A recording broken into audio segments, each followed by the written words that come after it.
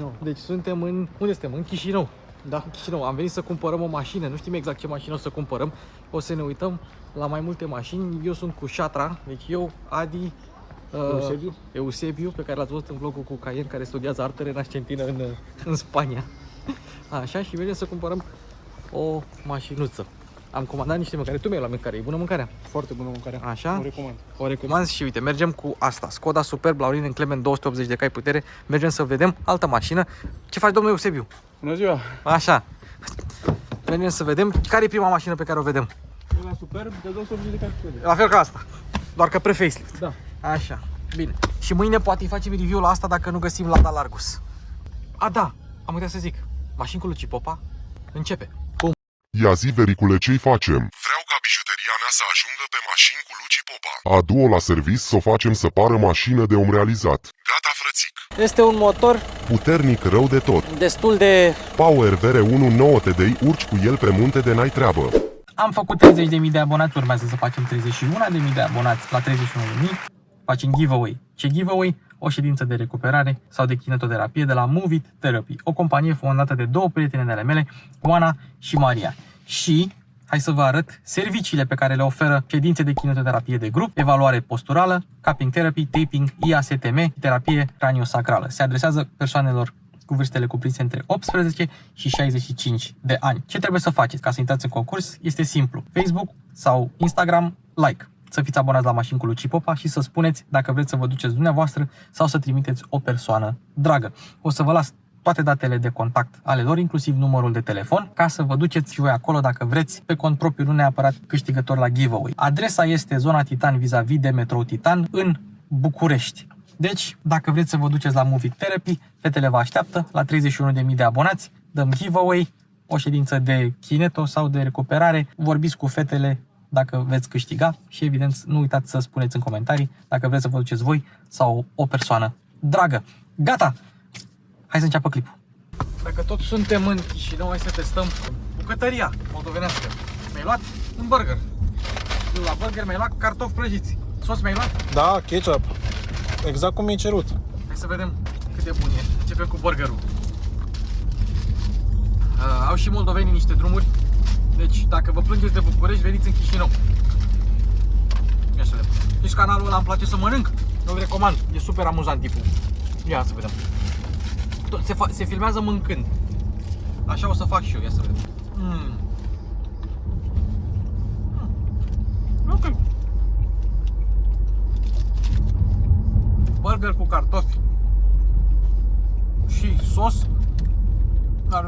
Sunt 160 de lei moldovenești, care vin 41 de lei de ai noștri. Deci, foarte bun. Chiar mâncarea foarte, foarte bună. Îmi place să mănânc, dar mai mult îmi place să conduc. Bun, de unde ați luat? Cum se numește? Pegas Burger. Pegas Burger în Chișinău, recomand. Prima mașină pe care o vedem este altă Skoda Superb, motor de 280 de cai. Asta e de fapt 272 de cai. Irelevant. Primul lucru pe care l-am observat, motorul e un pic mai zgomotos decât la asta. Nu e motorul original, a fost schimbat pe garanție la Skoda. Acum, imediat doar când a parcat mașina, am văzut asta. Deci, luftul la Skoda Superb aici nu ar trebui să fie atât de strâns, atât de etanș, să zicem. Asta pentru că imediat îți dai seama, aici e un pic mai larg, mai deschis. Bara a fost revopsită. Sau mă rog, aripa a fost revopsită, nu știu dacă și bara. Probabil la montaj, oricum s-a dat motorul jos, s-a pus altul, deci la mașină s-a umblat. O să facem întâi turul, hai deschid capota și o să vedem așa mașina ce și cum. Are vreo 80.000 de kilometri, pachet de drum grele au amândouă, pentru că în Chișinău ai nevoie de acest lucru. Mașina este ridicată, multe laurine în Clementuri pe străzile din Chișinău. Așa, aici pare ok. Am văzut, cred că pe partea cealaltă am mai văzut un pic de vopsea. Ia să vedem, uite aici. Aici avem niște lufturi care nu sunt de calitate Skoda. Adică dacă ne uităm la Skoda cealaltă, aici s-a umblat. Ia să vedem. Aici pare ok, tot nu e la nivel, dar e în limitele toleranței pe care le găsești la Skode. Aici e un pic în relief. un pic în relief, dar dacă te duci la asta e linie, la linie și aici la fel. Deci nu vedem chestiile pe care... O să o verificăm și pe car vertical. Asta, aripa spate, a fost revopsită. Nu se pupă cu ușa și există coajă de portocal. Se vede clar. Se vede clar pe filmare. Uitați-vă la dunga albă. Ok? Bun. Asta e, numai coajă de portocală. Coajă de portocală. Abia aștept să văd ce zice raportul car vertical. Aripa, dacă găsim ceva imperfecțiuni la vopsea, de fapt nici nu mai contează dacă a fost aripa revopsită, nu mai contează. Așa, aici pare relativ ok. Pe spate, portbagajul e în relief puțin, dar pare să fie în toleranțele unei mașini normale. Cam așa se aude evacuarea. Cam așa se aude. Și acum să trecem pe partea asta. Aceeași coajă de portocală, nu e nicio diferență. În față. Așa, aici pare să fie de fabrică. Deci nu pare nimic atins. Aici a apărut. Deci cam asta e turul exterior al mașinii. Mai multe o să vă spunem după ce plecăm de aici. Ecranul a fost schimbat la mașină și au mai fost mai multe componente schimbate, dar o să vă spunem după ce terminăm cu mașina. În ceea ce privește uzură de kilometri, la statura șoferului, proprietarului și mai departe, uzura pare în regulă. Nu par a fi kilometri dați înapoi. De dragul car verticalului o să o testăm și pe car vertical. La interior pare ok, nu pare că s-ar fi umblat, deci nu. Ei, uite aici. Deci asta se schimbă cu totul. Nu mai pot să mai păstrez un butuc, dar sunt urme unde s-ar deschide airbag-ul, nu că s-ar fi deschis vreodată. Deci uzura e de 80.000 de kilometri, nu pare uzură mai mare. Din cauza luminii poate părea un pic mai lucios, dar nu e. Și chiar nu e, cum pare pe cameră. Deci ceea ce privește uzura pare ok. La interior este o mașină întreținută. Are trapă, are de toate, Apple CarPlay. Nu o să facem test drive cu ea, dar are și Canton pe ea. Și la Laurinen Clement, față de Skoda pe care am avut-o eu de la iDrivers, până și mocheta e mai bună. Deși la Laurinen Clement, la modelul Facelift, mocheta pare și mai bună. Da, deci în principiu nu mai are rost să mai mergem cu ea, pentru că nu e așa, dar o să-i facem, o să-i verificăm seria de șasiu. La interior e o mașină întreținută. Ok, în ceea ce privește motorul, el a fost schimbat, pare ok, n-are scurgeri, pare unul în stare ok. Deci vorbim mai multe după. Procedem la drum. O să vă arăt raportul car vertical puțin mai târziu, după ce îmi realimentez contul cu rapoarte car vertical. Acum procedem la drum, pentru că un amic ne-a trimis geolocația și trebuie să mergem acolo unde este el. Dacă vă uitați la vloguri de tehnologie, îl știți. Apropo, foarte confortabilă această Skoda Superb Laurinen Clement, adică chiar e mișto. Da, și mâine mai vedem alte 3 Skode, pentru că nu o luăm pe asta. Erau prea multe chestii lovite la ea, nu merita. Cât era prea? 21.000 ultimul preț. 21.000 de euro ultimul preț. Un pic cam scump, dar sub prețul pieței din Europa, dacă e să o luăm așa. 2016, mașina 80.000 de kilometri, Laurinen Clement 280 de cai putere. Mai căutăm, poate mai găsim. Și sigur găsim, pentru că mâine ne uităm la unele de 280 de cai și unele de 220 de cai putere. Bun, a doua mașină pe care o vedem este Honda Accord, scrie și pe ea. 2018 2.0 benzină turbo, 252 de cai putere, cu, nu știu, 70-80.000 de kilometri la bord, sau poate mai puțin. Ideea e următoarea. Mie îmi plac foarte mult acordurile astea și ele ar fi foarte fiabile, chiar dacă consumul s-ar putea să fie mare pentru România, dar asta căutăm, 2.0 benzină turbo cu multe dotări. Deci mașina a fost un pic atinsă în față, se văd aici niște lufturi, practic tot ce vedeți de America în Ucraina, în Republica Moldova, toate au fost atinse. Așa este orice model de business, chiar și cei de la Chip Auto care ne-au lăsat să și filmăm mașina. Ei se ocupă cu vânzări de mașini și unele dintre ele, mai ales cele care sunt de America, au fost atinse pentru că altfel nu rentează să le aducă. Deci tot ce vedeți voi în mașini de Ucraina în România, Acure, Honda, Genesis-uri și alte chestii au fost un pic atinse. Mai mult sau mai puțin. La toate, evident, o să facem seria de șasiu pe car vertical. Asta a fost atinsă și în față un pic și în spate și aici nu se aliniază bine un pic ușa. Asta la prima vedere. Revopsirea a fost făcută bine. Adi, ia deschide tu capota. Revopsirea văd că s-a făcut cât de cât ok.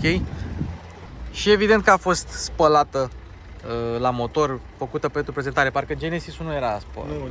Nu era. Genesis-ul era de Europa. O să trecem și la Genesis imediat.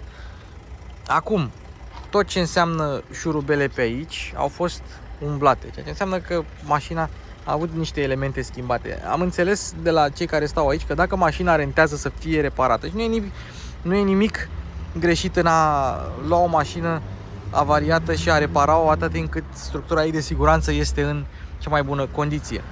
Motorul, ia du-te și pornește-o, să auzim și... Motorul acum e deja cald, noi l-am ascultat.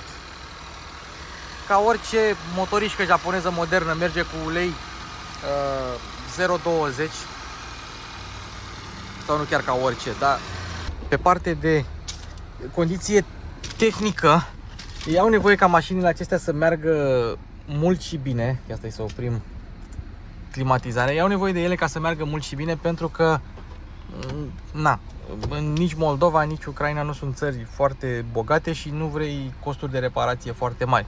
Așa arată Honda Accord la interior, cu tabloul de bord similar cu cel de pe Jazz sau de pe HR-V, cu padele, multe butoane. Mașina este dotată, chiar dacă nu are scaune integral de piele, le are electrice, nu le are cu memorie, schimbătorul tradițional Honda de generație 9, buton de Econ și mașina fiind un model de America îți și spune ce face. Please press the brake pedal to release the parking brake și așa mai departe. Sistemul de infotainment este this system has lost power, empty test system. Push and hold the power button for more than 2 seconds to enable system. Ia să vedem. Și am activat sistemul, care este același de pe noile modele Honda. Și pe Insight s-a pus, și pe Clarity, și pe HR-V-ul nou, și pe Jazz-ul nou. E un sistem foarte bun cu Apple CarPlay, Android Auto în standard. Japonezii nu se zgârcesc la chestia asta. Climă, USB-uri, prize de 12V înăuntru. Nu am văzut să se fi umblat. Singura chestie mai flimsy, așa mi s-a părut, bucata asta de plastic de aici. În rest, pe la montanți nu s-a văzut nimic în mod special. O să dăm o tură cu ambele, să vedem, dar prin parcare. Să vedem cum merge. Hai să vedem și în spate cum e mașina. Faza e că asta costă 19.990 de euro, adică îți iei Honda Accord de 250 de cai putere la un preț mai mic decât o Dacia Jogger echipată decent. Mașina e 2018. Fiabilă ar trebui să fie în timp și mai mult ca sigur este, dar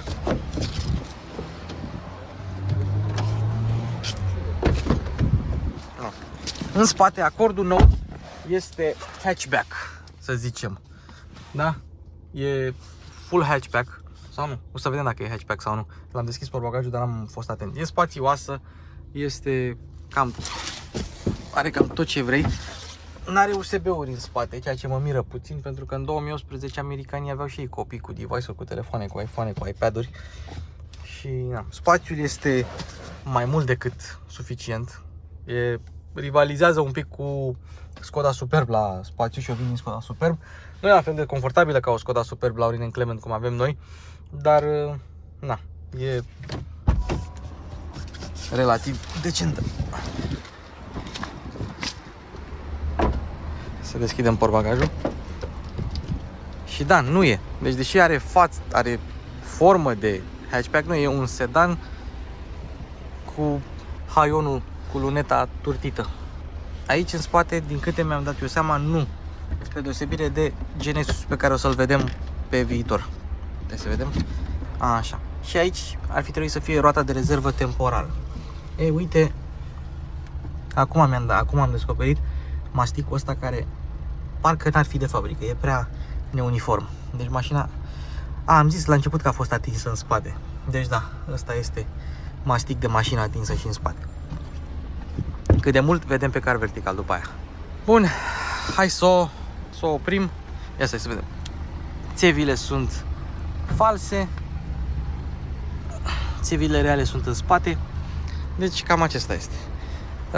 E mult mai ieftin și convenabil pentru ei să le aducă lovite. Noi am văzut platforme de mașini de America venind spre Moldova, vreo 3-4 platforme pline de mașinuțe. Nu știu prețul la care le iau ei, dar poate ne arată car vertical. Când o pui pe drive, se încuie mașina automat. Am mai condus un Accord, cred că ultimul pe care l-am condus a fost al lui Vlad. Honda Accord, ia să vedem. Răspunde bine.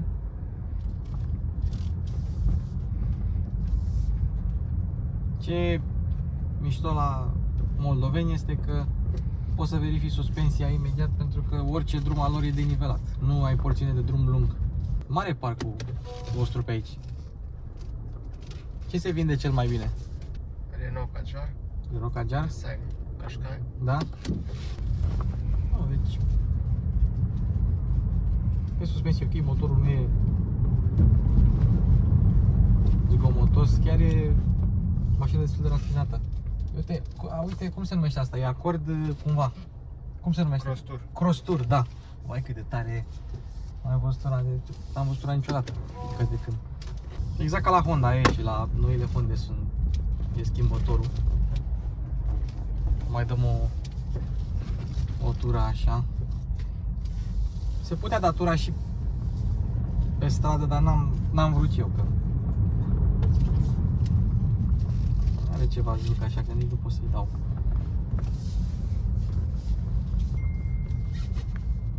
Și aici unde scrie kilometri 41.000, ați schimbat voi în kilometri, nu? Era în... Da. Bine. Pedala de frână se simte bine. Deci cam astea sunt mașinile conduse de americani. Benzină de putere mare, ori cilindrire mare, ori turbo. Camera, exact aceeași cameră de pe orice Honda, e asta mai modernă. Și senzorii, nu bipăi? Buton de senzori. Toate să aibă un buton ăsta de senzor pe undeva pe aici. Ok. Ce mișto e. Da. Ia, turează-o puțin, te rog. Turează-o cum se aude din spate. Ia să vedem.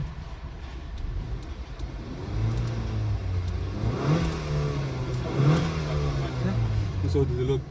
Nu se aude deloc? Nu îți dai seama ce antifonată e? Se aude doar motorul. Adică evacuarea nu. Da, dar la americani nu prea ai de ce să ai evacuări pe o mașină asta care trebuie să fie de familie. Da. Așa e bine făcută, știi? Ca majoritatea Hondelor. Poate mă și zdropești. Nu, că nu.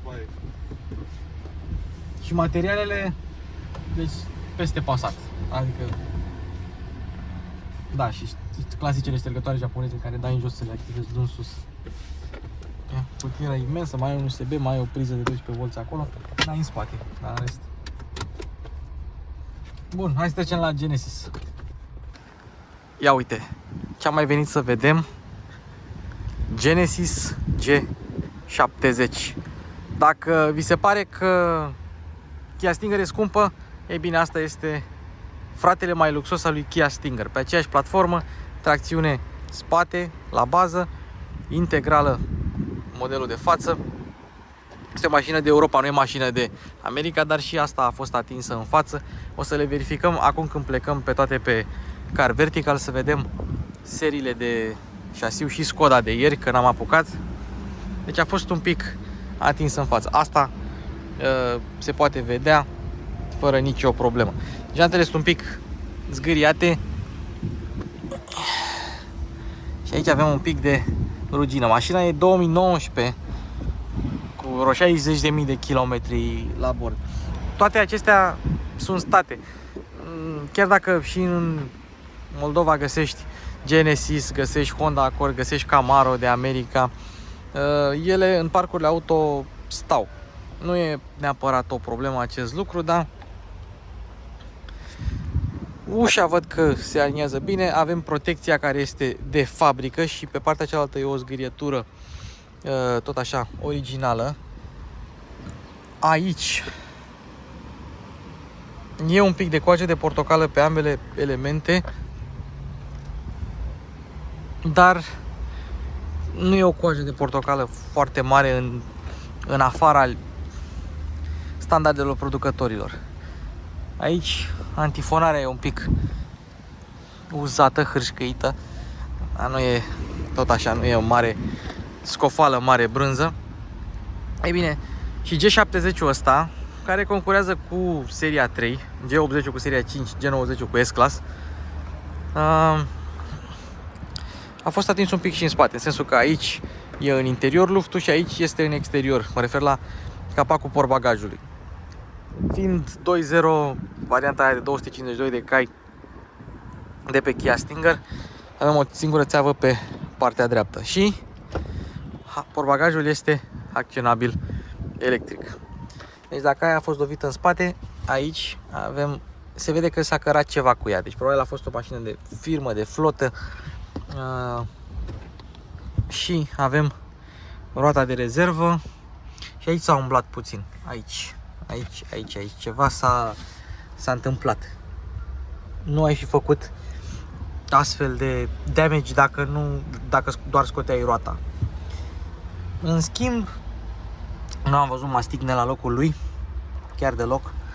Adică dacă a fost lovită, probabil că n-a fost lovită mult. Oricum, Car Vertical ne va spune totul. Asta e de Europa, nu este de America. Să țineți minte, deci Genesis vinde în Europa sau mai există varianta ca atunci când, sau să fie de America și atunci când a fost, nu, e de Europa că are vitozometru în kilometri pe oră. Ca atunci când a fost lovită să fi fost reparată cu faruri de Europa, dar nu, asta e de Europa 100%.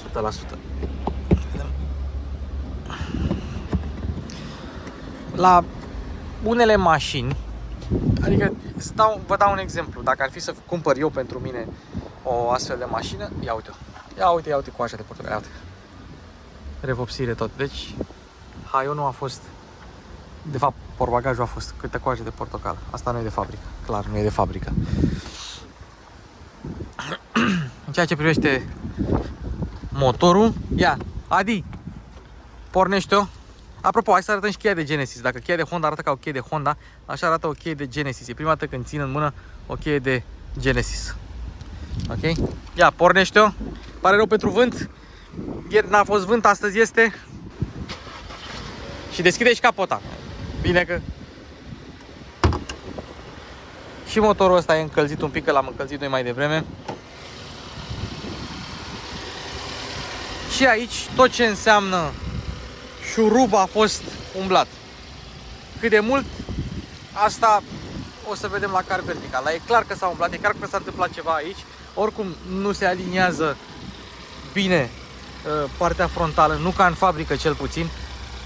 Și repet, nu e nimic de regulă cu chestia asta, atâta timp cât totul ar fi transparent și prețul ar fi ok. Mașina se vinde la un preț de 22.900 și preț la schimb 23.900, dacă vrei. Deci hai să zicem că dacă le punem 22.000 în mână, ne-o dau. Motorul pare în regulă, nu a fost spălat, nu a fost curățat. E exact cum ar trebui să fie. la uzura asta de 60.000 de kilometri. Se vede că a mai curs un pic de apă de la ploaie sau de la spălătorie pe acolo, dar în rest e ok. Hai să vedem capota. Capota nu pare să fi fost, ia, vopsită. Nu, capota pare ok. Adică e o mare diferență între calitatea vopselei de pe capotă și ceea ce se întâmplă pe... Ia uite. Hop. Nu știu dacă se vede. Coaja de portocală, așa se vede, în lumină, în reflexie se vede. Hai să vedem ce mai avem. Deci mașina, motorul l-am mai turat, l-am mai uitat la el. E ok, n-are pierderi de ulei, n-are scurgeri. Pare să fie, din punct de vedere mecanic, o mașină ok. Acum trebuie doar să vedem ce accident damage a avut pe CV. Și sunt curios, car verticale există în Moldova. Chiar sunt curios. Pentru că e posibil ca ucrainenii și moldovenii să nu folosească astfel de site-uri și nu...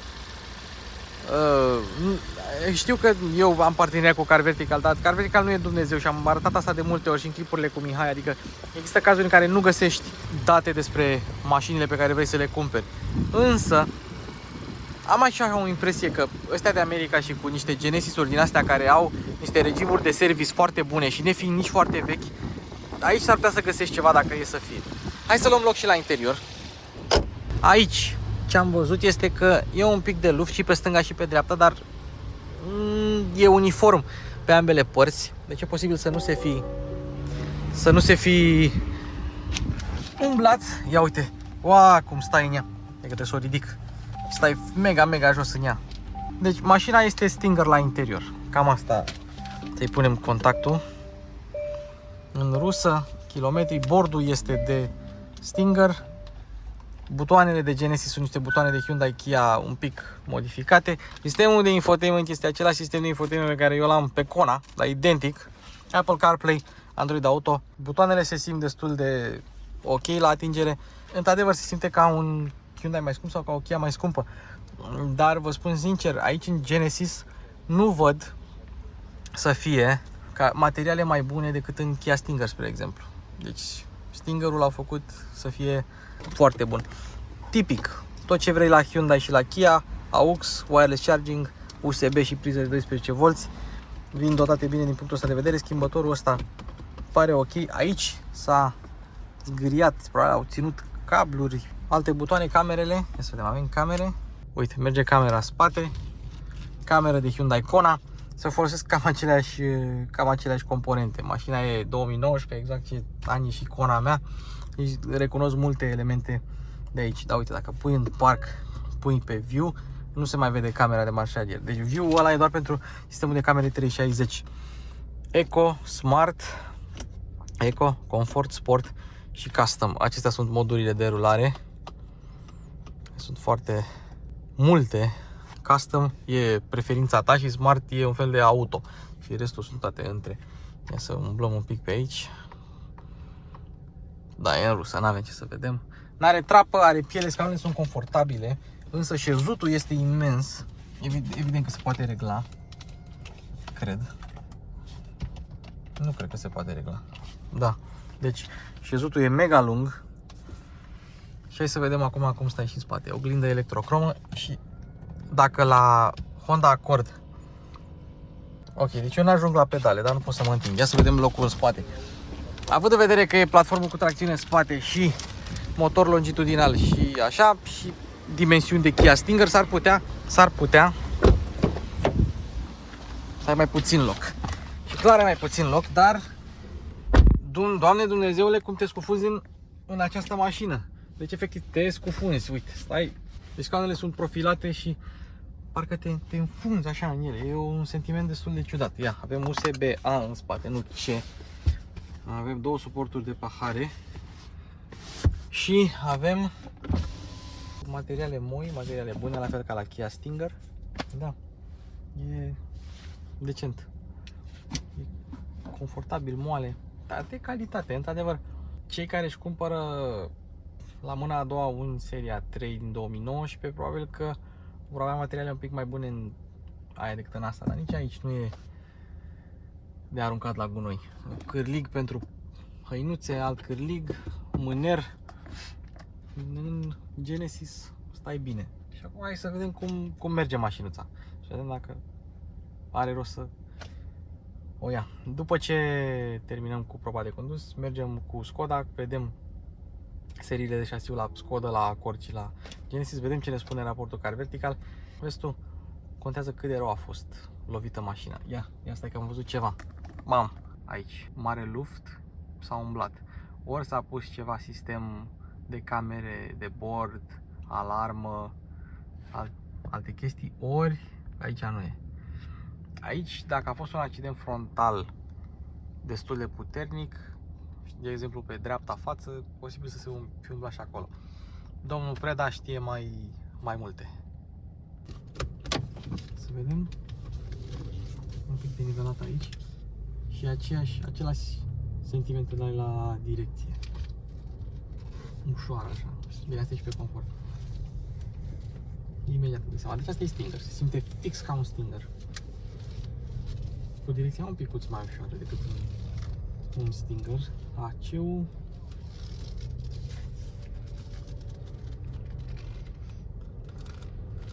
tare pe low, avem grade Celsius în Fahrenheit. Hai să vedem. Simte un pic mai rafinată decât Honda. Și uite ce silențioasă este pe denim, mult mai silențioasă decât Honda și aia oricum era ok. Îmi bate în că nu vorba. Foarte ușor de condus, foarte confortabilă. N-ai cum să te uiți la Passat și să spui că e mai bun decât asta. Chiar și la Superb. Simte clasă, într-adevăr, Superbul domină pe partea de spațiu. Dar e, uite, un deget.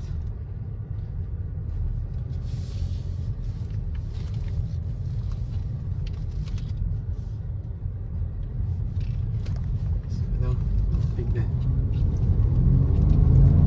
Are. Mănâncă pământ.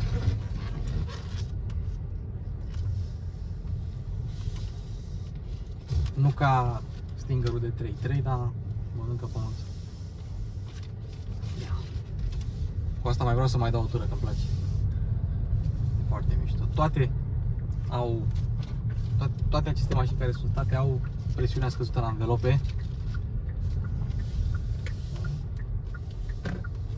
Dar nu e o problemă.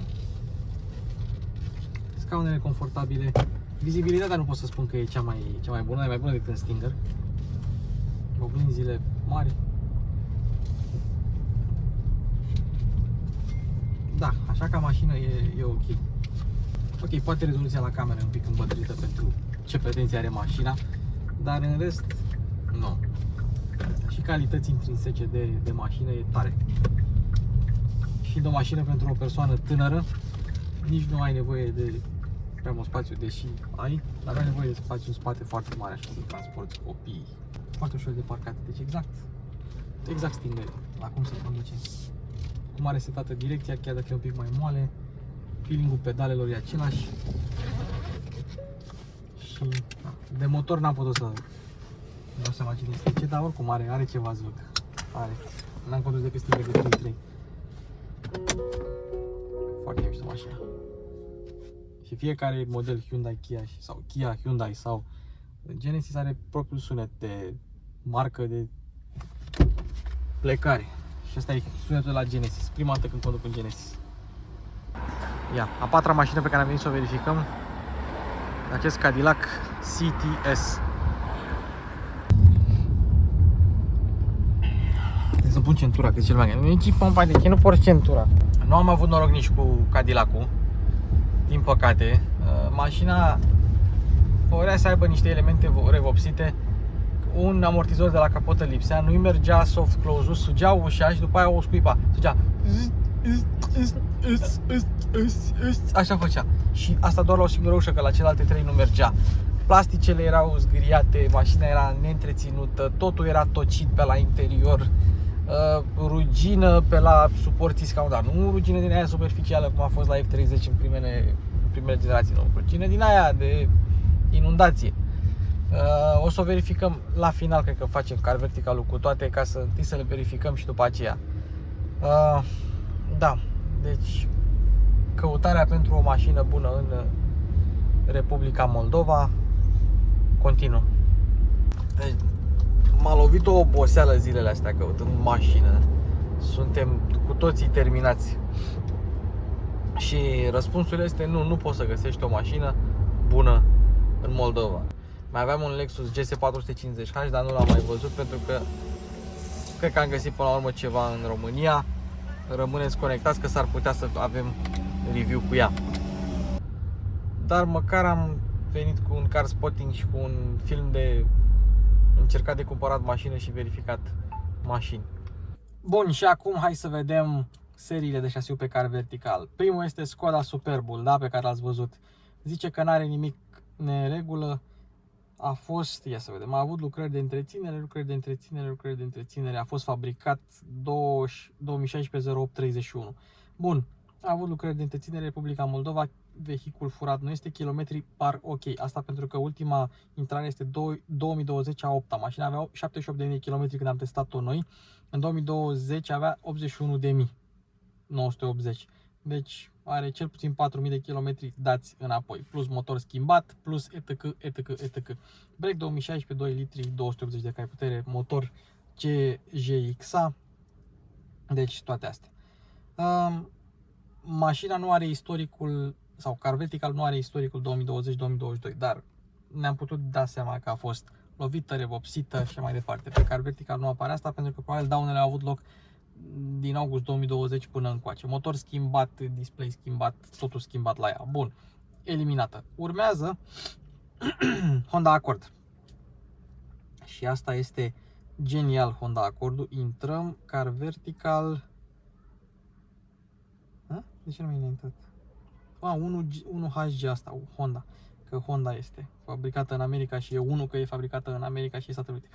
Hopa, kilometraj, furt, nu, accidente, da, a fost avariat. A fost fabricat 2019, 1 ianuarie 2019. Ia uite, bă, americanii lucrau pe 1 ianuarie. Ce tare. Așa, în America, proprietarul s-a schimbat în America, a avut lucrări, whatever.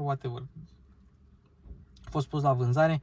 Hai să vedem kilometraj. Aici la kilometraj 2021 40.000, 2021 peste 1 41.000 și aici avem 9 km. Aici e o problemă de la baza de date car vertical. Însă daune, tip de daună necunoscut, apă, da, tip de daună posibil strivire, tip de daună necunoscut, nu știu ce, nu știu cum. Ei, eu am găsit această mașină nu pe car vertical, a fost cumpărată cu $6.000 din America, pentru că 6.000 cu 20.000. Pentru că ea arăta așa. De fapt, oricum o să vedeți raportul car vertical pe ecran, nu știu de ce vi-l arăt. Deci nu mai are bot, nu mai are cur, nu mai are uși, nu mai are lunetă, nu mai are trapă. Nu mai are airbag-uri la interior. Nu mai are absolut nimic. Asta arăta în 2021 a 10-a. Deci a fost făcută bucăți, n-a mai rămas nimic din ea și se vinde acum cu 20.000 de euro. Și acum, ce urmează? Urmează, asta e genial, asta e bestială, Genesis-ul. La Genesis am pus seria de șasiu. Nu există. Nu există. N-am găsit-o nici pe Google, nici pe car vertical, nici pe nimic. Seria de șasiu la mașina asta nu există. Deci nu există mașina asta. E o serie de șasiu mătrășită. Plus că a fost și ea lovită și așa mai departe. Adică nu era asta problema. Iar ultima este Cadillac-ul. Și Cadillac-ul ăsta este superb. Deci, nu a fost furat, dar a fost avariat. Da? Ia să vedem. Ce kilometraj. În 2017 avea 57.000 de kilometri. Nu mai țin minte câți kilometri avea în vlog, dar vă uitați voi în spate și țineți minte. Și avem așa. Fier vechi și recuperare. Deci a fost dată la fier vechi. Fier vechi și recuperare și a fost vândut acolo. Tip de daună necunoscut și așa mai departe. Deci toate mașinile au fost bubuite. Și asta nu numai, pentru că au mai fost mașini la care am mai vrut să verificăm serii de șasiu, dar ne-am zis că lasă, că nu știu ce, că nu știu cum. La una a mai fost kilometri, la o Skoda a mai fost kilometri dați înapoi, etc. etc. Deci asta este Republica Moldova. N-am găsit o mașină bună, dar una. și o să vedeți în clipul nostru cu car spotting-ul ce fel de mașini au moldovenii, că am făcut și un car spotting în Moldova. N-am avut noroc, aia este, am fost în Moldova degeaba, de fapt nu chiar, că ne-am întors cu 2 materiale, dar uite, car verticalul te ajută în unele cazuri și nu te ajută în alte cazuri. Ce interesant este că am găsit pe Google prețul la care s-a vândut mașina la o licitație, s-a vândut cu $6.000, sunt curios cu cât s-a reparat, să zicem, în cel mai rău caz s-a reparat cu 10.000, 8-9.000 pe acolo, 6 cu 8.000, 14.000 se vinde cu 20.000, se face profit frumos. Cine face afaceri cu mașini în Republica Moldova, face mulți bani. Acum, întrebarea vine. Moldovenii știu chestia asta? Își asumă că mașinile sunt lovite sau merg pe încredere? Adică, trebuie, că la noi cu mașini sudate, cu vericul, cu chestii, eu zic că ei nu știu, sau unii din ei nu știu și se păcălesc, iar unii dintre ei știu și și-au o mașină bună, Honda Accord, Genesis, 200 și ceva de cai, lux, opulență, nu știu ce, Skoda Superb, 280 de cai, la prețuri mici și se bucură de ele. Au fost reparate bine, le repară, piese sunt, dacă ei au reușit să repare o epavă care nu mai avea nimic pe ea, să o facă mașină funcțională, acum, de ce nu și cei care le întrețin? Sper că v-a plăcut, ne vedem data viitoare, nu știu ce apare întâi, car spotting-ul sau... Nu, apare întâi asta și după aia car spotting-ul. Ne vedem data viitoare din Skoda Superb. Apropo, review la Skoda asta Superb o să-i facem în București, cea mai luxoasă Skoda Superb din istorie, cea mai puternică și cea mai rapidă. Ei, și cu toate astea n-au numit-o RS, ceea ce e interesant, puteau să-i facă o Skoda Superb RS dacă există Kodiaq RS cu 240 de cai. Asta are 280. Mă rog, asta Skoda știe ce trebuie să facă. Bun, cam asta a fost, ne vedem data viitoare, mulțumesc pentru atenție. Eu am fost Luci și Mașini cu Luci Popa se încheie.